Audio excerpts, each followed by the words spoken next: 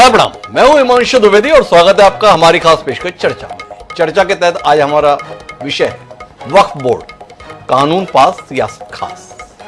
अभी कुछ दिन पहले ही देश की सबसे बड़ी पंचायत का सत्र खत्म हुआ, मतलब संसद का। संसद में दो सदन, लोकसभा और राज्यसभा, तो दोनों सदनों में एक महत्वपूर्ण विधेयक प्रस्तुत किया गया, जिसके माध्यम से देश को यह बताने की कोशिश की गई कि बहुत कुछ गलत होता आया आजादी के बाद से, उसे ठीक किया जा रहा है। इसको हमने जाना वक्फ संशोधन अधिनियम 2025 के रूप में। इसको प्रस्तुत किया था किरण रिजिजू ने, जो संसदीय कार्य के साथ साथ अल्पसंख्यक मामलों के भी मंत्री हैं। लेकिन इसकी सबसे पुरजोर पैरवी की थी देश के गृह मंत्री अमित शाह ने। अमित शाह इस विधेयक के समर्थन में जमकर बोले, गरज कर बोले, दमदारी से बोले और विपक्ष की मांग पर बहस भी खासी लंबी हुई।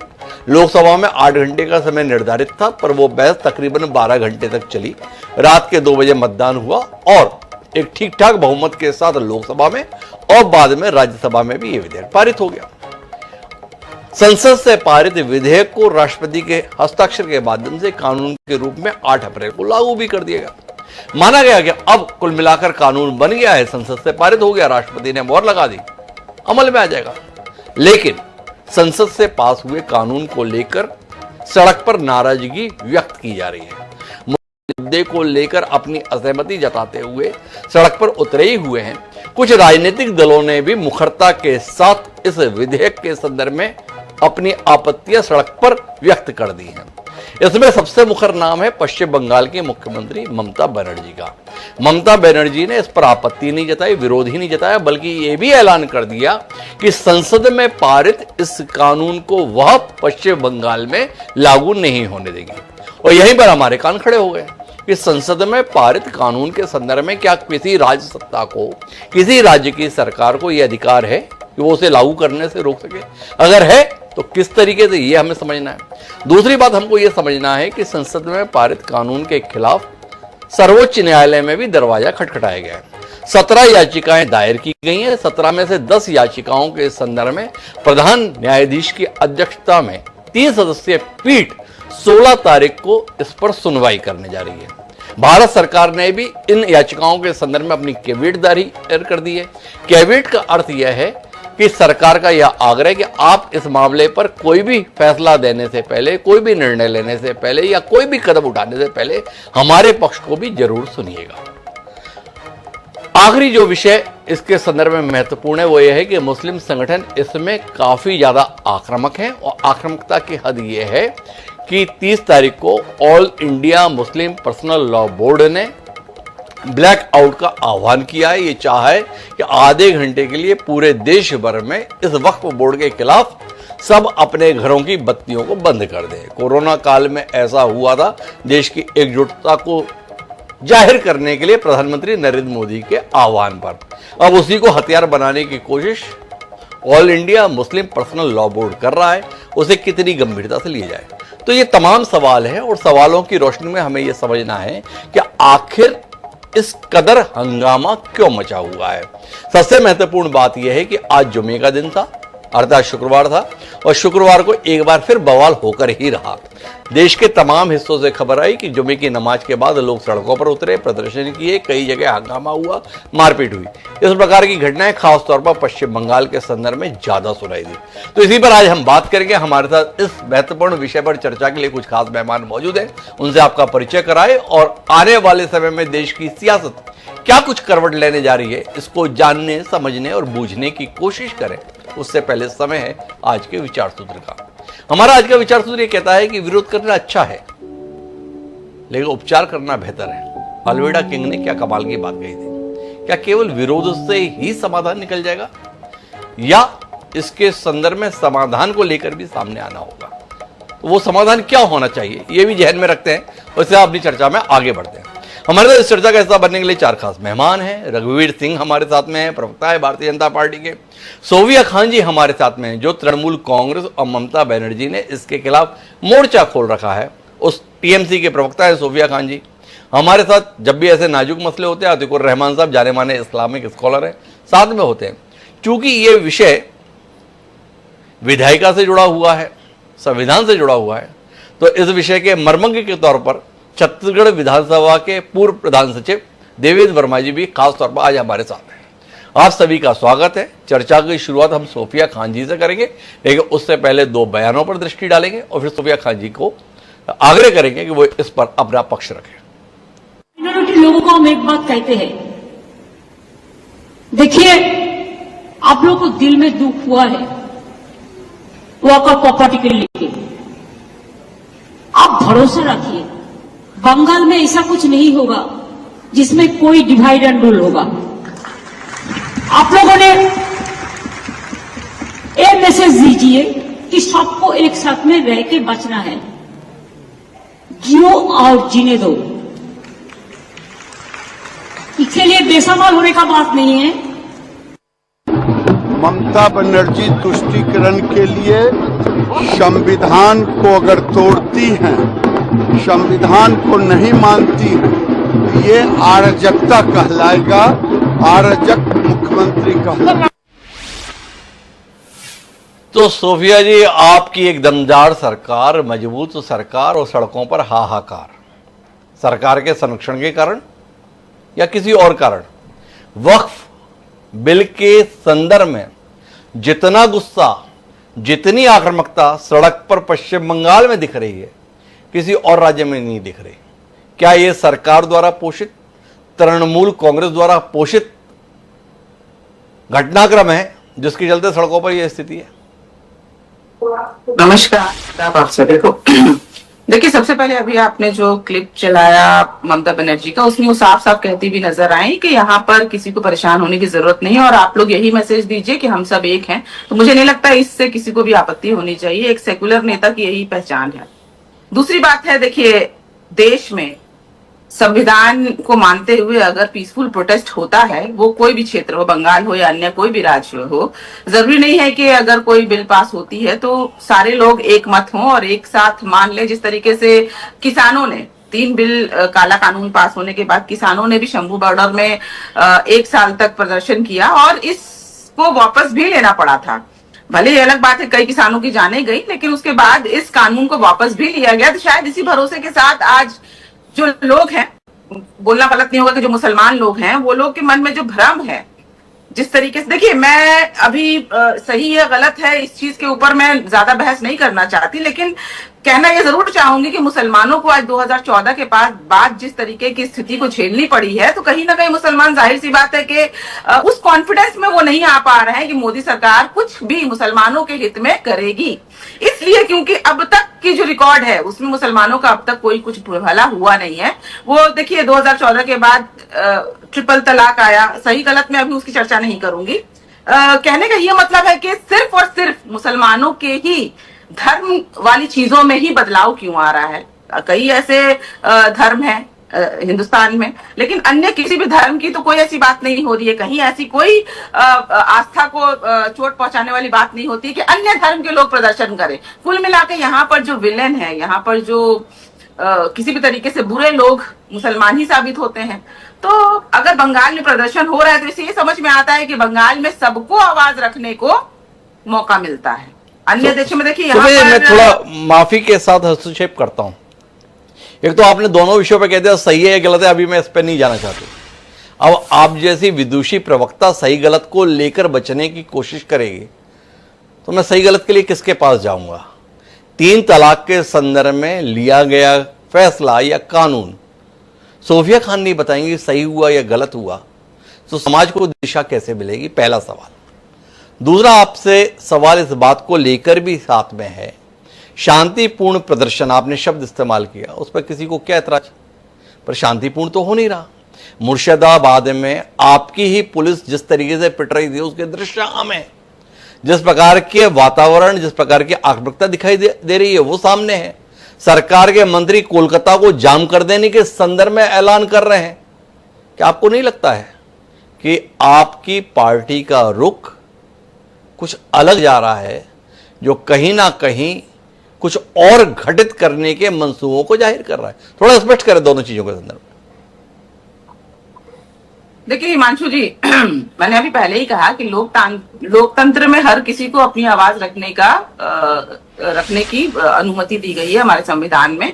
जैसा मैंने अभी भी कहा कि किसान अगर बैठे थे तो वो तो एंटी नेशनलिस्ट नहीं थे ना।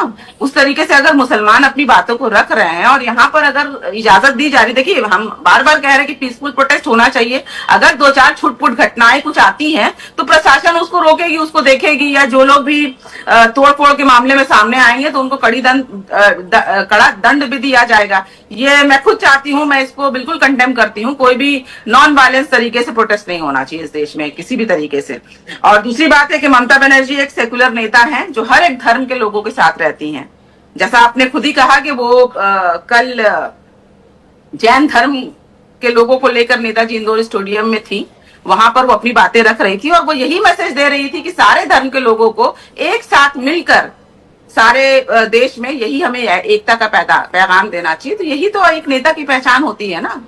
मुझे लगता है कि हमें सैल्यूट करना चाहिए ऐसे। आपने सुबह जी एक तो 3 तलाक के संदर्भ में अभी भी कोई टिप्पणी नहीं की, आपकी मर्जी है, आप करें ना करें, पर एक जो ममता बनर्जी के हवाले से खबरें चल रही हैं इस पर आपसे स्पष्टता चाहिए। खबरें ये चल रही हैं कि ममता बनर्जी ने यह ऐलान किया है कि वो राज्य में इस अधिनियम को लागू नहीं करेंगे। इसकी सत्यता क्या है? मेरे पास ऐसी कोई क्लिप नहीं है जिसमें ममता बनर्जी का ये ऐलान हो, पर ये खबरें सब तरफ चल रही हैं, सारे चैनल पर चल रही हैं। आप टीएमसी के प्रवक्ता, आप स्पष्ट करेंगी ममता बनर्जी और ममता बनर्जी की सरकार दोनों का क्या नजरिया है संसद में पारित कानून के संदर्भ में? पाऊंगी। चलिए, ये कहते हैं कि मुसलमानों के भलाई के लिए वक्फ में संशोधन किया गया। चलिए, सुनने में बड़ा अच्छा लगा। 2 मुसलमान महिलाओं को वक्फ में रखना चाहिए, ये भी सुन के बड़ा अच्छा लगा। लेकिन एक बात बताइए कि कितने सांसद, कितने विधायक भाजपा की हैं महिलाएं? चलिए, मुसलमान को तो छोड़ दीजिए, मुसलमान महिलाएं कितनी हैं जो भाजपा में कुछ अच्छे बड़े पोस्ट में हैं या बड़े जगह में हैं या सांसद हैं या राज्यसभा में सांसद हैं? कहाँ हैं, किधर है? मुसलमानों की ये बात करते हैं तो मुसलमानों के लिए इन्होंने प्रैक्टिकली क्या किया है? बजाय उनके धर्म में परिवर्तन करने के, धर्म में संशोधन करने के, इन्होंने क्या किया है मुसलमानों के लिए? कितनी चीजें जो है, स्कॉलरशिप, माइनॉरिटी स्कॉलरशिप को बंद कर दिया। किस मुसलमान के भलाई की बात कर रहे हैं ये? तो क्यों ना मुसलमान प्रोटेस्ट करे, क्यों ना मुसलमान रास्ते में उतरकर आंदोलन करे कि ये काला कानून को वापस लिया जाए?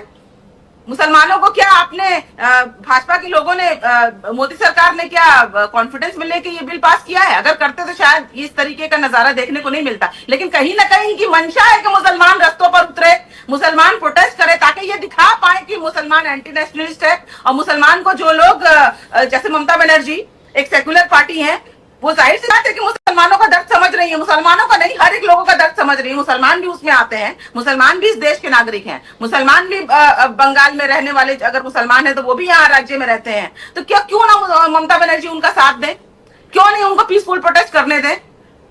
ये आपका सवाल है सुबह जी, लेकिन मेरे 2 सवाल अनुत्तरित रह गए हैं जिन पर अगर आपकी टिप्पणी मिले तो फिर मैं भाजपा प्रवक्ता के पास जाऊं। मेरा पहला सवाल यह कि आपने 3 तलाक कानून के सही या गलत के संदर्भ में कोई टिप्पणी नहीं की, क्या आप टिप्पणी करना चाहेंगी? एक। और दूसरा मेरा सवाल जो आपसे इस कानून को लेकर था वो जवाब भी अनुत्तरित रह गया और उसके उत्तर की आपसे अपेक्षा। जी सुनिए, इस्लाम धर्म में 3 तलाक के बहुत से फायदे भी हैं।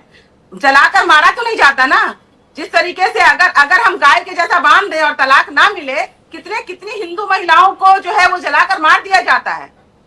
कितने हिंदू महिलाओं का बताइए ना, कितने मुसलमान 3 तलाक देकर बैठे हुए हैं? अगर आप आंकड़े निकालिएगा 3 तलाक कानून पास होने से पहले भी मुसलमानों में बहुत ज्यादा तलाक नहीं होते थे। जिनको तलाक देना है, जिनको छुटकारा पाना है, वो हिंदू धर्म हो या जिस भी धर्म के हो लोग हो, अगर तलाक नहीं दे पाएंगे तो गला घोट के मार देंगे, जलाकर मार देंगे, जो होता रहा है सदियों से। तो कुल मिलाकर आपका मानना है कि तलाक की व्यवस्था ठीक थी, गलत हो गया। लेकिन आपसे एक विषय पर और स्पष्टता चाहिए थी, वो ये थी कि ममता बनर्जी के हवाले से ये खबरें सब तरफ साया हो रही हैं कि संसद में पारित कानून को पश्चिम बंगाल में लागू नहीं किया जाएगा। इसके संदर्भ में सोफिया जी स्पष्टता देंगी आप? क्या है ममता बनर्जी का स्टैंड? मैं सुन नहीं पाई हिमांशु जी, एक बार प्लीज रिपीट कीजिए। ये खबर हर तरफ से आ रही है कि ममता बनर्जी ने ऐलान किया है कि संसद में पारित संशोधित वक्फ अधिनियम को पश्चिम बंगाल में लागू नहीं किया जाएगा। इसके संदर्भ में आप स्पष्ट कर पाएंगे क्या है ममता सरकार का स्टैंड? आपने जो क्लिपिंग चलाई थी उसमें साफ साफ ममता बनर्जी बोलती हुई नजर आई कि मुसलमानों को ठेस पहुंचा है। तो मुसलमानों को कह सकते हैं जख्म पे मरहम लगाने के लिए उन्होंने ये जरूर आश्वासन दिया है कि हम सुप्रीम कोर्ट तक लड़ेंगे, हम कोर्ट में हमारी लड़ाई जो है वो यहीं तक रुकी नहीं है, हमारी लड़ाई आगे भी चलती रहेगी। तो संदर्भ को समझिए ना, बात की चीजों को समझिए कि उसके पीछे कहने की मंशा क्या है। सिर्फ सिर्फ सांसद में पास होने से तो नहीं होगा ना, इसके ऊपर भी कोर्ट है, इसके ऊपर भी हम अपनी आवाज उठा सकते हैं। तो यही कहने का मतलब था ना ममता बनर्जी का कि हम आगे भी हम इस आंदोलन को आगे ले जाएंगे, वो मुसलमान रस्तों पर कर रहे हो पीसफुली लोकतांत्रिक तरीके से, या हम कोर्ट में लड़ेंगे, यही या हम कोर्ट में लड़ेंगे। सोफिया जी स्पष्ट कर रही हैं कि इस संदर्भ में उसे ना देखा जाए कि हम पश्चिम बंगाल में लागू नहीं करेंगे। जो अन्य कानूनी विकल्प हैं संसद में पारित कानून के संदर्भ में संविधान के द्वारा प्रदत्त उन रस्तों पर चलने की कोशिश ममता सरकार करेगी, जहां तक मैं समझ पाया। लेकिन मेरे साथ रघुबीर सिंह जी है। रघुबीर सिंह जी मेरी आवाज सुन पा रहे हैं? जी नमस्कार। रघुबीर सिंह जी, कितने अचरज की बात है ना, आपने बार बार पुरजोर तरीके से संसद में ये बात बताने की कोशिश की कि हम मुसलमानों की बेहतरी के लिए, मुसलमान समुदाय की तरक्की के लिए और मुसलमानों के हितों के लिए इस संशोधन अधिनियम को लेकर आए हैं। और कमाल है, तमाम जगहों पर मुसलमान ही इस संशोधन के खिलाफ सड़क पर उतरे हुए हैं। किसकी गलती है, आपकी या मुसलमानों की? देखिए, इसको एक धार्मिक एजेंडा बनाने का काम जो है वो ममता बनर्जी की सरकार कर रही है।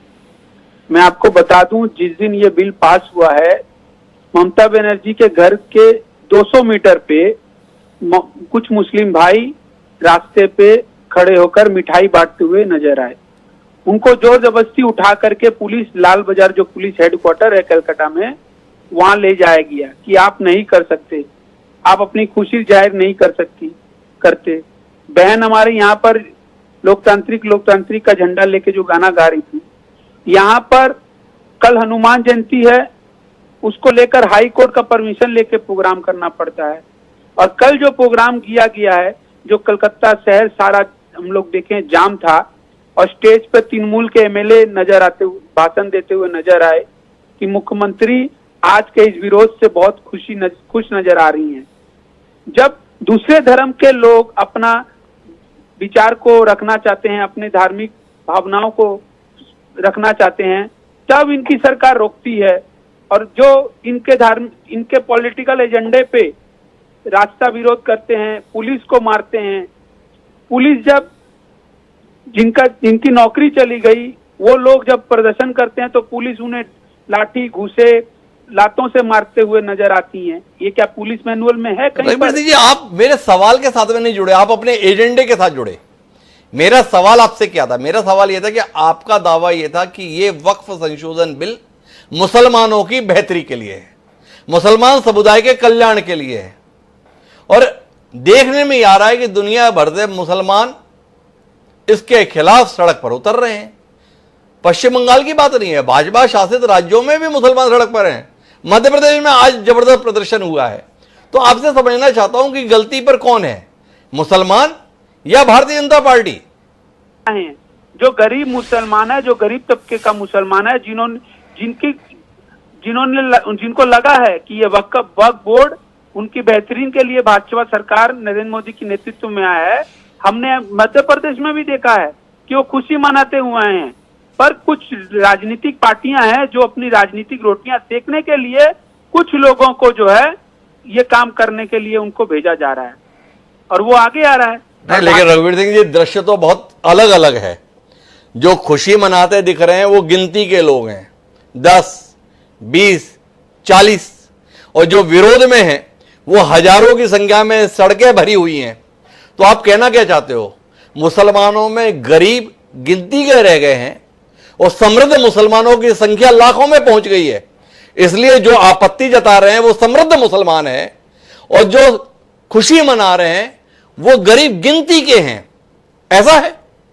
देखिए, हम लोग तो शुरू से कह रहे हैं, ये जो वक्फ बोर्ड है ये लगभग भारतीय रेलवे के पास जितनी जमीन है उसके लगभग ये इनके पास जमीन है, जहां पर रेलवे करोड़ों का मुनाफा कर रही है, वहां सिर्फ साल में 120 करोड़ रुपए का टर्नओवर ये दिखाते हैं।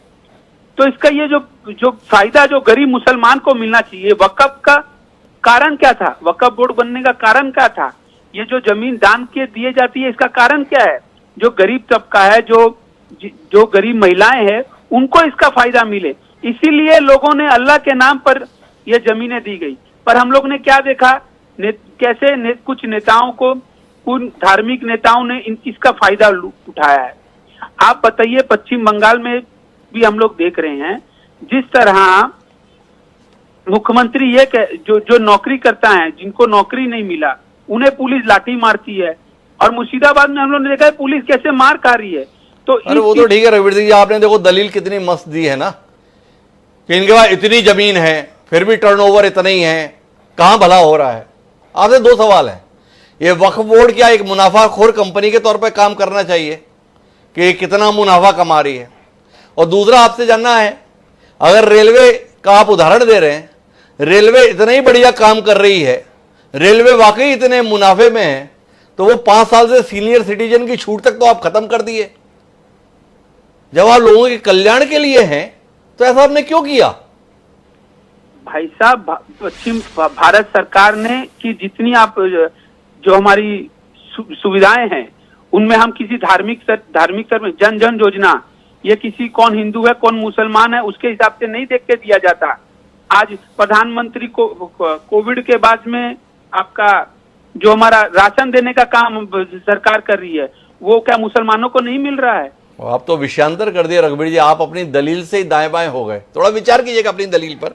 लेकिन मैं अतीकुर रहमान साहब के पास में आना चाहता हूँ। अतीकुर रहमान साहब, थोड़ा आपसे जानना मुझे दूसरी चीज है, ये जो विरोध है ये मुस्लिम समुदाय का विरोध है या विरोध आपको सीधे तौर पर सियासी दिख रहा है? एक ध्रुवीकरण हो रहा है हिंदू और मुसलमान का, और कुल मिलाकर दोनों ही पक्षों की सुविधा के अनुसार हो रहा है, भाजपा के अनुसार भी हो रहा है और विपक्षियों के अनुसार भी हो रहा है। ममता बनर्जी को मौका मिल रहा है अगले विधानसभा चुनाव के संदर्भ में अपने वोट बैंक को सुरक्षित रखने का, भाजपा को मौका मिल रहा है जो हैं उन्हें पकड़े रहने का। क्या देख पा रहे हैं आप, लोग मुसलमानों की चिंता कर रहे हैं या इस मौके के माध्यम से अपने वोट बैंक को सहेजने की कोशिश कर रहे हैं, चाहे वो तेजस्वी हों, चाहे वो अखिलेश हों, चाहे वो स्टालिन हों और चाहे वो ममता जी हों? क्या कहते हैं? जी धन्यवाद डॉक्टर साहब। बीजेपी का तो गेम प्लान बड़ा लंबा है।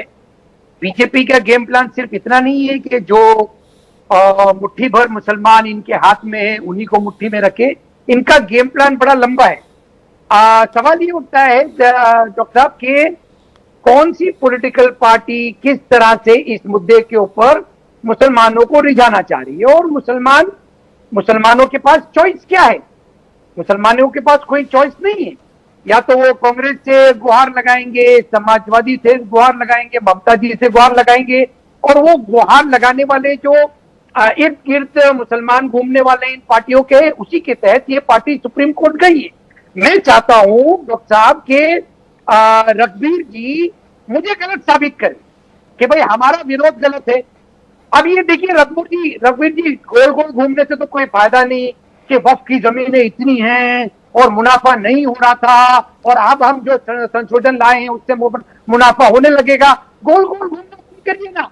सीधी सी बात ये डॉक्टर साहब कि एक मिसाल के तौर पे दिल्ली के अंदर, दिल्ली सरकार इनके हाथ में है, दिल्ली की एक वक्फ की जमीन को आप ले लीजिए, उसके ऊपर एक अच्छा सा स्कूल खोल दीजिए, एक कॉलेज बना दीजिए, एक यूनिवर्सिटी कायम कर दीजिए, चलिए बहुत अगर दूर की बात है तो एक छोटा सा डिस्पेंसरी बना दीजिए, और मिसाल के तौर पे बताइए कि देखिए हमने ये काम किया और इससे ये वक्फ की जमीन से इनकम आने लगी, और हमने 4 बेवाओं को इसका फायदा पहुंचाया, 10 यतीमों को इसका फायदा पहुंचाया। बिल तो पास हो गया डॉक्टर साहब, तो देरी किस बात की है? अरे सुप्रीम कोर्ट में जाते जाते दलीलें पेश होते होते आप साबित कर दीजिए, वॉक द टॉक। आपको रोका किसने? मैं गलत साबित हो जाऊंगा, ये सारी पॉलिटिकल पार्टी इसके मुंह बंद हो जाएंगी। आप एक इनिशिएटिव तो लीजिए ना, आप करने क्या जा रहे हैं? डॉक्टर साहब दिल्ली के अंदर अगर आप देख लें तो 50% से ज्यादा जो वक्फ की जमीनें हैं उसके ऊपर अभी दिल्ली गवर्नमेंट का ही कब्जा है, दिल्ली सरकार का ही कब्जा है, और वीरान पड़ी हुई है वो जगह, या तो दफ्तर है या टूटे फूटे रेस्टिंग ऑफिस है या जो भी होंगे। रहमान साहब, आपने भाजपा के मंसूबे, भाजपा का एजेंडा को लेकर तो आप पहले भी बोलते रहे, अभी भी बता दिया, पर जो विरोध में है उनका मंसूबा, उनका एजेंडा, उनकी भावनाएं, इसको आप क्या समझ पा रहे हैं? इस पर भी तो कुछ रोशनी दीजिए। डॉक्टर साहब, एक टूटी फूटी निराधार कम्युनिटी से आप क्या एक्सपेक्ट कर रहे हैं? पिछले 10 सालों में जो मुसलमानों की कमर तोड़ी गई है, जो उनके बिजनेसेस पे हमला किया गया है, जो उनके कारोबारों पे, उनकी इंडस्ट्री पे हमला किया गया है, उसके बाद में आप क्या उम्मीद कर रहे हैं कि ये टूटी फूटा समुदाय किसके पास जाकर गुहार लगाएगा? कौन है? All India Muslim personal community, जो ऑल इंडिया मुस्लिम पर्सनल ये है, उसका आप जानते हैं क्या हाल है, किस तरह से वो काम करते हैं। जमात उलमा हिंद है, वो आपके सामने उसका कच्चा चिट्टा है, वो किस तरह से काम करते हैं। भाई, जो भी फंड है उनके पास, जो भी उनकी आवक है, कांग्रेस पार्टी, समाजवादी, सब मिला के भी अगर आप डॉक्टर साहब देखेंगे तो मुसलमान को आप कहीं से उसकी कोई मजबूती नहीं पाएंगे। मैं छोटा सा उदाहरण आपके सामने देना चाहूंगा। जब यूपी के अंदर बी प्लान वाला मामला आया, उसमें योगी जी ने इलेक्शन रैलीज में जा जाकर कहा, कौन कहता है कि हम मुसलमानों से नफरत करते हैं? देखो हमने मुसलमान भाइयों का कितना फायदा किया। हमने कमेलों में ताला लगवाकर अलीगढ़ की मुस्लिम ताला इंडस्ट्री को बढ़ावा दिया। देखिए इनकी नफरत का मात्रा कि कमेलों में ताला लगवाकर अलीगढ़ की ताला इंडस्ट्री को इन्होंने बढ़ावा दिया, ये दावा करते थे योगी जी। इनकी नफरत का मात्रा देखिए। कोविड के दौरान, डॉक्टर साहब, कोविड के दौरान वो तबलीगी जमात के नाम पे छोटे मोटे फ्रूट के, वेजिटेबल के व्यापारियों को दिल्ली की जो इनकी जो गेटोज थे, हिंदू गेटोज, जो इनकी कम्युनिटी थी, उन इलाकों से मार मार कर भगाया गया कि आईडी चेक कर करके, उनका नाम चेक कर करके, तरह तरह के उनके ऊपर इल्जाम लगाकर धक्के मार कर निकाला गया। समझे ना, उन गलतियों की बात कर रहे हैं आज ये। रहमान साहब, आप सब कुछ बोल रहे हैं, भाजपा के खिलाफ बोल रहे हैं। मेरा सिर्फ आपसे समझना ही चाहता था कि क्या आपको लगता है ममता बनर्जी मुसलमानों के हित के लिए काम कर रही हैं? क्या आपको लगता है तेजस्वी यादव जो पैरोवी कर रहे हैं वो वस्तुतः मुसलमानों की भलाई के लिए करना चाह रहे हैं? राहुल गांधी अगर वक्फ के खिलाफत की बात कह रहे हैं तो मुसलमानों के लिए कह रहे हैं, या इनके भी जो बयान है, इनका जो समर्थन है, उसके पीछे मंशा केवल और केवल मुसलमानों के वोट के संदर्भ में है? क्योंकि इन्हें जब जब मौके मिले हैं तब तब इन्होंने अगर काम कर दिया होता तो अतीकुर रहमान को इस बात का विलाप क्यों करना पड़ता कि मुसलमानों का हाल खराब है, मुसलमानों की दशा खराब है, मुसलमानों का भविष्य खराब है? डॉक्टर साहब, एक पॉलिटिकल पार्टी इंडिया में किस तरह से काम करती है कि ये बात आपसे छुपी हुई है? अगर मुसलमानों का भला करने का कांग्रेस वादा कर रही है तो आप बताइए कि मुसलमानों का भला करके क्या वो चाहते नहीं है कि उसके एवज में उनसे वोट मिले? और क्या ये बात समाजवादी पर जितनी लागू होती है, कांग्रेस और अन्य पार्टियों पर जितनी लागू होती है, क्या बीजेपी ने किसी हिंदू समाज का भला किया है ये कहकर कि भैया हमको वोट नहीं देना लेकिन हमसे गैस का सिलेंडर ले जाना 500 रुपये में? क्या ऐसा कहते हुए आपने किसी बीजेपी वाले से सुना है? नहीं सुना होगा। पॉलिटिकल पार्टी तो वोट बैंक के लिए ही काम करती है ना डॉक्टर साहब। तो अतीकुर रहमान साहब को कहना है कि भाई अगर वो भलाई के एवज में वोट की उम्मीद करते हैं तो एक राजनीतिक दल के संदर्भ में इसमें आपत्तिजनक क्या है? क्या भारतीय जनता पार्टी की अपेक्षाएं नहीं रहती है? पर पहलू इसका दूसरा भी है, जो बिल संसद में पास हो गया, क्या उसे रोकने की ताकत, अधिकार संविधान के तहत राज्य सरकारों को है? तेजस्वी यादव बोलते हैं सरकार बंद दो, कूड़ेदान में डाल देंगे इस बिल को। ममता बनर्जी के हवाले से खबरें हैं कि वो इसे लागू नहीं करेंगी। हालांकि हमें सोफिया जी कह रही है कानूनी विकल्प है, पर मेरे साथ देवेंद्र वर्मा जी है। वर्मा जी से मैं जानना चाहता हूं कि संसद से पारित कानून के संदर्भ में रोके जाने की क्या व्यवस्थाएं हमारे पास है, क्या व्यवस्थाएं राज्य सरकार के पास है, जो वो ये बढ़ चढ़कर दावा जनता के बीच कर रहे हैं। चिंता मत करो, हम हैं, नहीं होने देंगे।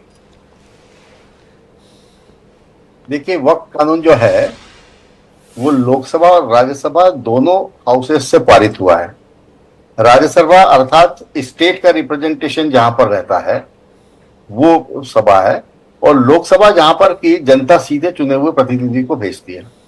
अब जब ये दोनों ही सदनों से ये कानून पास हुआ है, और न केवल पास होने के बाद में दूसरे ही दिन उस पर राष्ट्रपति का अनुमोदन भी हो गया और वो लॉ बन के इफेक्टिव भी हो गया है। अब राज्य सरकारें जो या राजनेता जो कह रहे हैं, राज्य सरकार अभी जैसे सोफिया खान जी ने बोला कि नहीं, हम तो लीगल कोर्स ही लेंगे, ऐसा उन्होंने अपने शब्दों में कहा। और जैसा कि ममता बनर्जी के माध्यम से आपने बताया कि उनने ये कहा है कि वो इसको लागू नहीं होने देंगी, और दूसरे राजनीतिक दल भी ये कह रहे हैं कि उसको लागू नहीं होगा। राज्यों के पास में ऐसा कोई अधिकार नहीं है कि केंद्र के द्वारा पारित किसी अधिनियम को राज्य में लागू ना होने दे।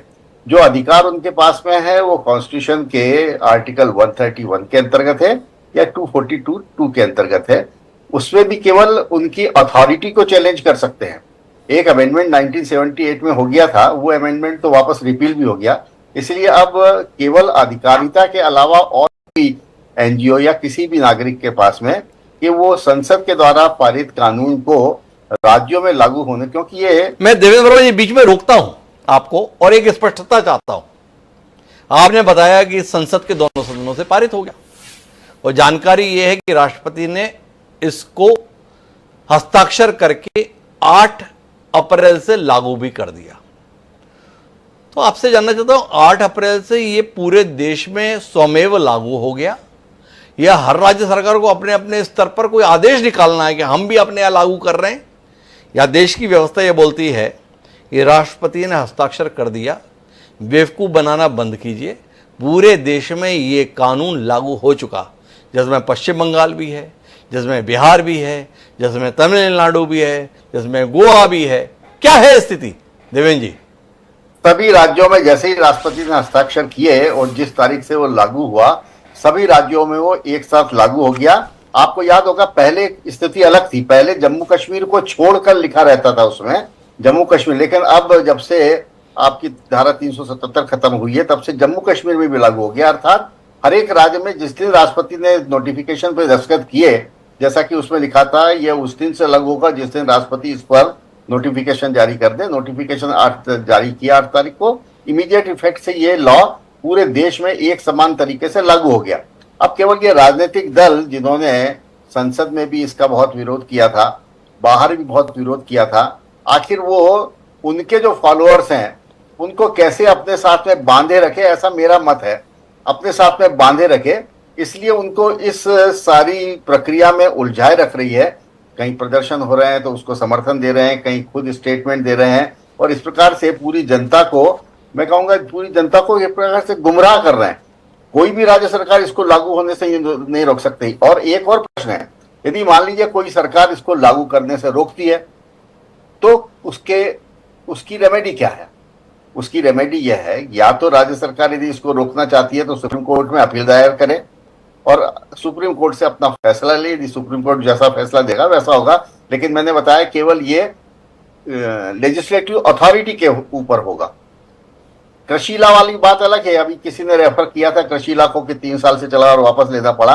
कृषिला की बात अलग है, वो एक्चुअली स्टेट लिस्ट का विषय था, लेकिन उसको व्यापार के उसमें करके उसको कॉन्करेंट लिस्ट में लेते हुए और किसी प्रकार के उसको पारित कर दिया था। लेकिन ये जो विषय है रिलीजियस एंडोमेंट, ये सारी चीजें जो है, जो 28 नंबर पर है कॉन्करेंट लिस्ट में, ये राज्य और केंद्र दोनों का विषय है। और उसके संबंध में बहुत स्पष्ट प्रावधान है कि यदि केंद्र का कोई लॉ बन जाता है तो इसके पहले यदि कोई दूसरे राज्यों में अलग से भी कोई उस संपर्क में कोई विधि है तो विधि लागू नहीं होगी, वो केंद्र की विधि ही लागू होगी। तो ये केंद्र की विधि, यदि राज्यों के अपने वक्फ एक्ट हैं तो वो सब वक्त उसके प्रोविजंस यदि इसके विरोधाभासी है तो लागू। देवेंद्र वर्मा जी बहुत स्पष्ट तौर पर बता रहे हैं, हमारे दर्शकों के लिए जानकारी है, भूल जाइए किसी भी राज्य सरकार के अस्तित्व को इस कानून के संदर्भ में। पूरे देश में नया वक्फ कानून तो 8 अप्रैल 2025 से लागू हो चुका। पर एक विषय में और स्पष्टता चाहिए देवेंद्र जी, फिर मैं आना चाहूंगा सोफिया खान जी के पास। सुप्रीम कोर्ट में याचिका है, इन याचिकाओं का कोई महत्व है? किस आधार पर इन याचिकाओं के संदर्भ में कोई उम्मीद याचिकाकर्ता कर रहा है, इसके संदर्भ में कोई स्पष्टता आपको? देखिए, मेरा तो मत यह है कि ये केवल वो कहते हैं ना कि लकीर पीटने वाली बात, ये केवल एक्ट लागू होने के बाद में राजनीतिक दलों की लकीर पीटने वाली बात है। मुझे ऐसा नहीं लगता कि सुप्रीम कोर्ट इसमें किसी भी प्रकार का इंटरवेंशन कर सकता है, क्योंकि संसद सर्वोच्च है, लॉ बनाने की पूरी शक्ति संसद के पास में है, उसी के अंतर्गत बनाया। बस प्रश्न केवल यह है कि वो अथॉरिटी उनके पास में है कि नहीं लेजिस्लेशन करने की। तो जैसा मैंने पहले बताया, ये कॉन्करेंट लिस्ट का विषय है और ये अथॉरिटी केंद्र सरकार के पास में है। उसमें 254(2) के अंतर्गत ये भी है कि यदि कोई राज्यों की इस संबंध में विधि पहले से बनी होगी या बाद में बनाई जाएगी तो वो लागू नहीं हो सकती। यदि वो इसके विरोधाभासी है तो केंद्र का लॉ ही अब सब जगह लागू हो गया। केंद्र का कानून ही सर्वोपरि है समवर्ती सूची के संदर्भ में, यह कहना है देवेंद्र वर्मा जी का बतौर संविधान विशेषज्ञ। सोफिया खान जी मेरे साथ में है। सोफिया जी, देवेंद्र वर्मा जी की दलीलें तो आपकी रणनीति को पूरी तरह धराशायी कर देती हैं। बात हो रही थी हम नहीं होने देंगे, हमारे यहां ऐसा नहीं होगा, हम ऐसा बिल्कुल नहीं होने देंगे, पर हो गया। ममता बनर्जी मुख्यमंत्री हैं पश्चिम बंगाल की, पर कुल मिला के वक्फ के संदर्भ में कानून तो वही है पश्चिम बंगाल में भी जो पूरे देश में है, जो देश की संसद में पारित हुआ। क्या कहती है सोफिया जी? देखिए, वो तो किसानों का कानून भी गया था, लेकिन उसको वापस लेनी पड़ी थी ना जी। किसान जब लड़े तो इसको वापस लेनी पड़ी थी। तो बस इसी सोच के साथ जो है एक सेक्युलर चीफ मिनिस्टर होने के नाते उन्होंने एक आश्वासन दिया है कि भाई हम लड़ेंगे, हम कोर्ट में लड़ेंगे, हम सुप्रीम कोर्ट तक जाएंगे। तो इसमें मुझे नहीं लगता कि किसी भी तरीके की कोई बुरे मानने वाली बात है। और कुछ 2-4 बातें मैं वक्त के ऊपर मेरी जो खुद की जो आशंकाएं हैं बीइंग अ मुस्लिम वुमेन, वो मैं यहाँ पर जरूर पूछना चाहूंगी यहाँ भाजपा के प्रवक्ताओं से कि इतनी क्या मजबूरी थी कि आधी रात को इस बिल को पास कराना पड़ा? क्या कोई देश में इमरजेंसी छा गया था, कोई इमरजेंसी लड़ाई होने वाली थी, या कुछ ऐसा इमरजेंसी का माहौल था? देश में कई मुद्दे हैं भाई। 2 करोड़ नौकरी की बात कर रहे थे, आधी रात को सांसद खुद कर। पेट्रोल डीजल का दाम तो अभी हाल में बढ़ाया, सिलेंडर के दाम 50 रुपए बढ़ा दिए, अमेरिका ने 26% टैरिफ ठोक दिए। उसके बारे में अगर सांसद को रात भर खुलवा कर बात करते तो मुझे लगता है देश हित में ज्यादा काम आता। वक्फ से कितना मुसलमानों का भला होगा या कितना देश को भला होगा वो तो आने वाले समय में पता चलेगा, अगर ये कानून, अगर ये बिल रद्द नहीं होता है इन फ्यूचर, अगर एप्लीकेबल है। लेकिन अभी तक 2014 के बाद जितना कुछ इन लोगों ने मुसलमानों के साथ किया है, इनफैक्ट मुसलमानों को अपने ही देश में एक दोहरी सिटीजन होने का एक फीलिंग कहते हैं ना, एक मन में एक डर सा बैठा जरूर दिया है कि अपने ही देश, इसीलिए शायद कॉन्फिडेंस में नहीं आ पा रहे हैं। कई लोग सोच भी रहे हैं कि शायद इससे कुछ भला हो वक्त से, लेकिन फिर वो 2014 के बाद के ग्राफ को अगर देखते हैं मुसलमान, उसमें मैं भी हूं, तो उससे ये समझ में आ रहा है कि नहीं, मुसलमानों का अब तक अगर इन्होंने कोई भला नहीं किया है। मुसलमान महिलाओं का भी जो मैंने अभी प्रश्न उठाया था कि कोई भी सांसद या कोई भी विधायक मुसलमान महिला नहीं है, अगर मुसलमान महिला को किसी जगह में रखा होता भाजपा वालों ने तो शायद कहीं ना कहीं हमारी कॉन्फिडेंस भी बढ़ती कि नहीं, वाकई में मुसलमानों के भलाई के लिए ये किया जा रहा है। लेकिन अब तक के ग्राफ से ये पता चलता है कि मुसलमानों का नहीं, बल्कि इनको अपने भलाई के लिए तुष्टीकरण की राजनीति तो ये कर ही रहे हैं। ये जो सोच रखते हैं ना, हिंदुओं के मन में डालते हैं कि बटोगे तो कटोगे, ऐसी सोच वाले लोगों के ऊपर मुसलमान क्यों भरोसा करे? आप ही बताइए हिमांशु जी। अच्छा सुबह जी, एक बात बताओ, आपको इस बात पे बहुत नाराजगी है कि आधी रात इन्होंने पारित किया? जब लोकसभा में इस विधेयक पर चर्चा का समय निर्धारित हुआ था तो 8 घंटे निर्धारित हुआ था, 12 बजे से चलेगी, 8 घंटे चर्चा होगी। विपक्ष ने कहा कि कम है, 12 घंटे होनी चाहिए। चर्चा 12 घंटे से ज्यादा ही हो गई, आप फिर भी नाराज हैं, क्यों? देखिए, अब ये दुर्भाग्यपूर्ण है कि जाहिर सी बात है अभी ये भले 400 पार नहीं कर पाए, लेकिन सत्ते पर तो है, ये सत्ते पर है, इसमें कोई भी इनका मुसलमान सांसद तो है नहीं।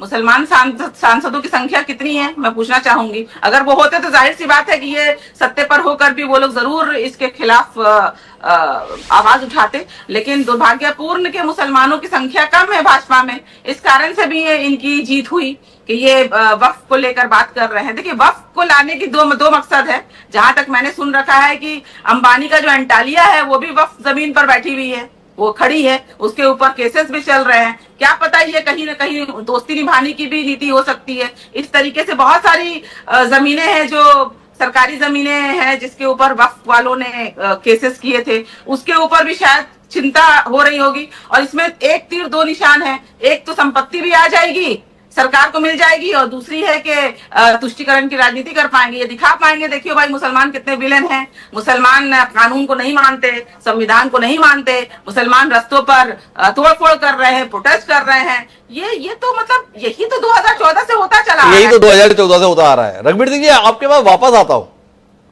और आपसे समझना ही चाहता हूं कि आप तो आरोप ये लगाते थे कि आजादी के बाद से इस देश में बहुसंख्यक वर्ग की चिंता नहीं की गई, अल्पसंख्यकों की चिंता की गई, तुष्टीकरण की राजनीति की गई। आपने ये आरोप कांग्रेस के संदर्भ में लगाया और बाद में अपनी सुविधा अनुसार लालू यादव के संदर्भ में, मुलायम सिंह यादव के संदर्भ में, और यहां तक ममता बनर्जी के संदर्भ में भी आपके ये आरोप रहे। ममता बनर्जी को ममता खातून और पता नहीं कौन कौन सा मुमताज कहकर भी व्हाट्सएप यूनिवर्सिटी में चलाया गया। आपसे जानना चाहता हूं, हो क्या गया आपको? आप तो बताते थे ये सारे दल मुसलमानों की ही चिंता करते हैं, पर आप भी मुसलमानों की चिंता करने लगे। ये क्या हुआ आपको? हमारी सोच ना मुसलमान के खिलाफ है ना किसी और के खिलाफ है। हमारी लड़ाई उसके खिलाफ है जो मुसलमान भाइयों, जो गरीब वर्ग मुसलमान है, जिनको जरूरत है, उनके ऊपर काम नहीं करके, उनको उपयोग करके, वोट बैंक की राजनीति करके उनका हक जो मार रहे हैं, हमारी लड़ाई उनके खिलाफ है। हमारी बहन से हम एक चीज पूछना चाहते हैं। आज ये मैडम ममता बनर्जी को ये सेकुलर कहती हैं। आप हमको कल बताइए, कल जो समावेश हुआ, कल जो रामलीला मैदान में जो सब इकट्ठा हुए इनके एमएलए के नेतृत्व में, वहां पर कल बसों को रोक कर राम जी के झंडे उतार करके पुलिस के सामने राम जी के झंडे उतारे गए जोर जबरदस्ती। अरे रघुवीर जी, थोड़ा उससे हटके मेरे सवाल पर रही है। भाई, आप लोगों का आरोप क्या है? इस देश में अल्पसंख्यक तुष्टीकरण किया गया। अल्पसंख्यक कौन? खासतौर पर मुसलमान। आपसे जानना ही चाहता हूं कि मुसलमानों के लिए ही ज्यादा सोचा गया, मुसलमानों के लिए काम किया गया, ये आपके आरोप थे। और आप खुद भी अब मुसलमानों की चिंता कर रहे हैं। यह बात मुझे अचरज में डाल देती है। इस बार बताओ ना, आपको भी हिंदू छोड़ के, बहुसंख्यक छोड़ के मुसलमानों की चिंता इतनी क्यों सताने लगी? इसका उत्तर तो दीजिए। आप तो इसी बात की शिकायत करते थे ना, ममता बनर्जी से, राहुल गांधी से, सोनिया गांधी से, इंदिरा गांधी से, पंडित नेहरू से। कुछ तो बताइए इसके संदर्भ में, क्या हो गया आपको? आप लोग जो वोट बैंक की राजनीति कर रहे हैं, उस वोट बैंक की राजनीति के खिलाफ हमारे। आप ये बहन को पूछना चाहता हूँ, बंगाल में ममता बनर्जी 5 चीजें बता दें जो पिछले 2011 के बाद आज तक 5 चीजें बता दें जो मुसलमान के लिए की हैं। आज मुसलमान, बंगाल का मुसलमान सबसे ज्यादा बेरोजगार है, सबसे इलिटरेसी सबसे ज्यादा यहाँ बंगाल के मुसलमानों में है। ये हमको 5 चीजें बता दें। और ये हमारी बहन जो किसान आंदोलन का जो एग्जाम्पल दे रही हैं, किसान आंदोलन की लड़ाई उनके हकों के लिए उन्होंने लड़ी, किसी के धर्म के खिलाफ नहीं थी। पर कल हम लोग ने जो यहाँ देखा, वो उसको मैं बयान नहीं कर सकता अपने शब्दों से। तो ये क्या करना चाहती हैं? एक बार भी इनका स्टेटमेंट आया कि जो हो रहा है गलत हो रहा है, अपना जो आप अपनी बात कहना चाहते हैं वो शांतिपूर्वक करें, हमें कोई आपत्ति नहीं है। शांतिपूर्वक संविधान के हिसाब से आप अपनी बात रख सकते हैं। पर ये वक़्फ़ के नाम पर ये जो भीड़ इकट्ठा की जा रही है, जिनको हम लोग ने कल ये भी देखा बहुत न्यूज चैनल में, आधे लोगों को मालूम नहीं था कि वो वहां पर क्यों गए हैं, किस कारण उनको बुलाया गया है। तो ये जो वोट बैंक की राजनीति ममता बनर्जी 2026 के इलेक्शनों को देखते हुए करना चाहती है कि बंगाल के रघुवीर सिंह जी की नाराजगी ममता बनर्जी है, पर वो इसका उत्तर मुझे दिए नहीं कि मुसलमानों के संदर्भ में भाजपा इतनी फिक्रमंद क्यों हो गई, जिसको ये शिकायत रही कि इस देश की सियासत में आजादी के बाद मुसलमानों को प्राथमिकता पर रखा गया, अल्पसंख्यकों को प्राथमिकता पर रखा गया। अधिक रहमत, आप समझ पाए क्या? जिस भाजपा के संदर्भ में आपको शिकायत है जिस भाजपा को देश की तमाम अन्य पार्टियों से शिकायत रही, वो भाजपा मुसलमानों की बहुत चिंता कर रही है, गरीब मुसलमानों की चिंता कर रही है। और तो और डॉक्टर साहब, उन पसमानदा मुसलमानों की भी चिंता कर रहे हैं ये, जो पसमानदा मुसलमान वाजिब तौर पर छोटे छोटे कारोबार से जुड़े हुए थे और खास तौर से गोश्त के काम से जुड़े हुए थे। गौ रक्षा के नाम पर आज तक के डॉक्टर साहब जितनी भी लिंचिंग हुई है, कोई बीजेपी से पूछे कौन से अशराफ और कौन से सैयद की लिंचिंग हुई? यही गरीब मुसलमान, यही पिछड़ा मुसलमान, उन्हीं के घरों के चिरागों को आपने बंद किया, उन्हीं की माओं को आपने, उनके बेटों को मारा गौ रक्षा के नाम पर। और आज उतनी चिंता उनकी अगर हो रही है तो मैं मानने को तैयार हूं डॉक्टर साहब कि अगर वाकई में ये पसमानदा मुसलमानों का भला करना चाहते हैं तो देरी किस बात की है? क्यों नहीं प्रधानमंत्री कहीं कल के कल एक जगह का एक शिलान्यास करें और उस वक्त की जमीन के ऊपर कोई स्कूल कायम करें और उसकी आमदनी शुरू कर दें, या कोई जितनी भी सरकारी जगहों के ऊपर वक्त की जमीनों पे सरकारी ऑफिस हैं उसका कम से कम एक भत्ता तय कर दें कि आज से दिल्ली की सरकार ये वक्त की जमीन को जो इस्तेमाल कर रही थी, इतने सालों का भत्ता हमने भरा और ये पसमानदा मुसलमानों को इसका पैसा हमने जारी किया। आतिक और रहमान साहब बड़ा मौजूद सवाल उठा रहे हैं। बोले कथनी है ना, करनी में तब्दील कर दिखाइए। एक विचारक के तौर पर देवेंद्र वर्मा जी, इस पर आप कोई दृष्टि देना चाहेंगे? संविधान विशेषज्ञ के तौर पर नहीं, एक जिम्मेदार भारतीय होने के नाते, इस अदद देश का एक नागरिक होने के नाते आतिक और रहमान साहब जो भावना व्यक्त कर रहे हैं, क्या कहते हैं आप? बात तो जायज है। अतीकुर रहमान साहब जो कह रहे हैं वो स्वयं ये स्वीकार कर रहे हैं कि सारी सरकारी जमीनें जो हैं उसको वक्फ की जमीन घोषित कर दिया गया है और सारी सरकारी जमीनों को के ऊपर ये सरकारी बिल्डिंग जो है वो सब वक्फ की जमीनें हैं। और यही तो एक्चुअली मुद्दा है खास कि 2014 में जो संशोधन हुआ उसमें चाहे वो ताजमहल हो, चाहे वो दूसरी बिल्डिंगें हो, वो सारी वक्फ की, जबकि वक्फ का उद्देश्य यह है कि जो दान में हो, दानदाता सामने हाजिर होना चाहिए कि कौन दानदाता है, कौन डोनेशन किसने दिया है, किसने इसको धर्मार्थ डोनेट की है जमीन को, वो नहीं है। अब उसको वो जरूरी नहीं है, लेकिन पुराना इतिहास निकाल के, जैसा कि लेकिन जब बहस भी चल रही थी लोकसभा में, पिछले 1760 के बाद में मुस्लिम शासकों का राज्य खत्म हो गया था और अंग्रेज आ गए थे, अंग्रेजों का राज्य था। तो फिर उस 1700 के पहले की जो जमीन है वो कैसे वक्फ की जमीन होगी? तो ये सारा जो 2014 के बाद में एक्चुअली ये वक्फ का कानून इतना आपत्तिजनक नहीं था जैसा कि चल रहा था, लेकिन 2014 में जो ये संशोधन हुआ उसकी वजह से एक पूरा उसके पीछे ये लगा कि ये तो एक कुछ तुष्टीकरण की नीति का। अच्छा, तुष्टीकरण और दूसरे उसमें अंतर है। अब भाजपा यदि जो कर रही है, जैसा आप पूछ रहे थे अभी, ये तुष्टीकरण नहीं है। भाजपा सही को सही और गलत को गलत कर रही है, और जो वास्तव में वर्मा साहब वो तो ठीक है, सही को सही गलत को गलत, आपके विचारधारा का सम्मान। पर आपसे सवाल ये किया भाई, ये चिंता लोकसभा में और राज्यसभा में व्यक्त की ना, ये वक्फ बोर्डों के पास इतनी विशाल संपदा है पर उसका लाभ जरूरतमंद मुसलमानों को नहीं मिल रहा। आतिकुर रहमान साहब जो एक जाने माने इस्लामिक स्कॉलर हैं, उनका कहना है चलिए आप शुरुआत कीजिए, कहीं से शुरुआत कीजिए, एक रोल मॉडल प्रस्तुत कीजिए। तो मेरा आपसे जानना यह है कि क्या आप नहीं मानते कि हाँ, ये सरकार को जाहिर करके दिखाना चाहिए कि जो उसने सदन में बोला है वो करने की उसकी मंशा है? आतिकुर रहमान साहब के कहे में आपको आपत्तिजनक क्या लग रहा है? नहीं, मुझे कोई आपत्ति, यदि सरकार ने सदन में बोला है तो निश्चित तौर पर उनकी मंशा है। अभी तो 3 दिन नहीं हुए हैं, कोई 3 दिन में एकदम से इम्प्लीमेंटेशन नहीं, थोड़ा सा इंतजार करें अतीकुर रहमान साहब, कम से कम 1 साल का समय देखें कि अब राज्य सरकार जो सा सदन में बहस के दौरान जो सदस्यों ने विचार व्यक्त किए थे, उन विचारों के परिप्रेक्ष्य में अगला कदम क्या उठाती है, क्या नहीं उठाती है, ये देखें। और निश्चित तौर पर जैसा आपने भी कहा और अभी भी किसी पैनल के लोगों ने भी कहा कि निश्चित तौर पर इससे गरीब मुसलमानों का विश्वास इसी से बढ़े, इसी से स्थापित होगा भाजपा में, जब भाजपा हाउस में जो सदनों में जो कहा है वो जो कथन किया है वैसी करनी भी करेगी तो निश्चित तौर पर तो विश्वास जो बढ़ेगा। कहा है उसे कर दिखाएं तो फिर संकट ही कहां रहे। कितने हैरत की बात है और कितना अविश्वास का वातावरण देश में है कि सत्तारूढ़ दल और विपक्षी दल दोनों ही जिस समुदाय की बेहतरी के लिए काम करने की बात कह रहे हैं वो समुदाय अविश्वास के भाव के साथ सड़कों पर उतरा हुआ है।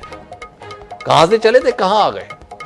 तो क्या वक्फ के संदर्भ में सत्तारूढ़ दल और उनके सहयोगियों ने जो दावे किए हैं और जो वादे किए हैं उनको आने वाले समय में क्रियान्वित करके उन आशंकाओं को दूर करेंगे जो इस कानून के साथ जुड़े हुए हैं। अगर ऐसा कर देंगे तो निश्चित रूप से एक नई शुरुआत करेंगे। हम उस पहल के परिणाम का इंतजार करेंगे। आप सभी मेहमानों को बहुत बहुत धन्यवाद हमारे साथ इस चर्चा का हिस्सा बनने के लिए। समय है अब आज के शेर का। तो हमारा आज का शेर ये कहता है कि जहनों की कहीं जंग कहीं जात का टकराव, जहनों की कहीं जंग कहीं जात का टकराव, इन सब का सबब एक मफादत का टकराव। अब आपने इसमें शब्द देखा मफादत। मफादत का अर्थ होता है लाभ। तो कुल मिलाकर ये अपने अपने लाभ का टकराव है। यह वाकई लोगों की बेहतरी करने के लिए टकराव है। जफर गोरखपुरी का शेर हमें इस पर विचार करने के लिए बाध्य करता है। हम विचार करें और कुल मिलाकर उम्मीद करें कि एक नया कानून जिसके संदर्भ में दावा किया गया है लोगों की बेहतरी के लिए, देश की बेहतरी के लिए, आने वाले समय में उसे साबित करेगा। अब मुझे याद सोमवार को फिर मिलेंगे नए विषय के साथ। तब तक के लिए सादर प्रणाम।